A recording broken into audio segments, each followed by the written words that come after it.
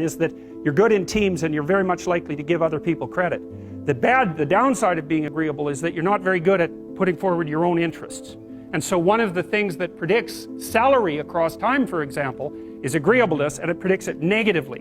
And so it's part of the reason why women get paid less than men. And this is something for the women in the class to really listen to. Because how you get paid across time depends on a very large number of things, right? It depends on your skills and your abilities and your position and your social network and all of that. But the other thing it depends on is whether or not you actually go ask for money.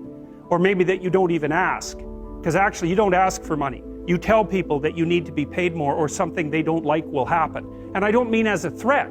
I mean that you have to be willing, when you're negotiating, to have an alternative. You go talk to your boss who isn't going to give you money because everyone wants money, right? It's a competitive game. You're going to have to go there and say, look, here's what I do. Here's why it's useful. Here's why you have to give me more money. And this is my opportunities if you don't. And then you're not taking your boss's money anyways, because it's very frequently the case that he's working for a whopping big company. But he needs an excuse to give you money because everyone's asking for money all the time. And so you have to put your case forward powerfully and disagreeably. Now, you don't want to do it too disagreeably because then he's going to think that you're a son of a bitch and maybe he's not going to give you anything and maybe you'll get fired for being mouthy and all of that. And that certainly happens to people who are too disagreeable.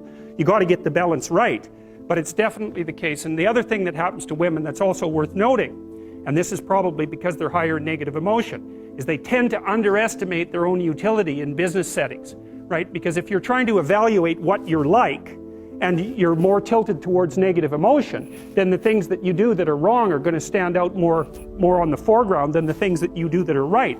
So if you go into a negotiation and you're uncertain already because you have self-doubts, and then you're agreeable in the negotiation, what's going to happen is that you're not going to win as often. And winning in a business setting or in a career development setting means more opportunity for promotion and more revenue generated. Now, the downside of that, of course, is as you climb the business hierarchy is that you also have to take on more responsibility. And that responsibility is sometimes unpleasant as well, especially to people who are agreeable, because you're not necessarily liked if you're in a position of authority. And agreeable people really like to be liked. It's their primary motivator because they're concerned about the maintenance, I would say, of intimate, positive relationships. And that also makes them conflict avoidant.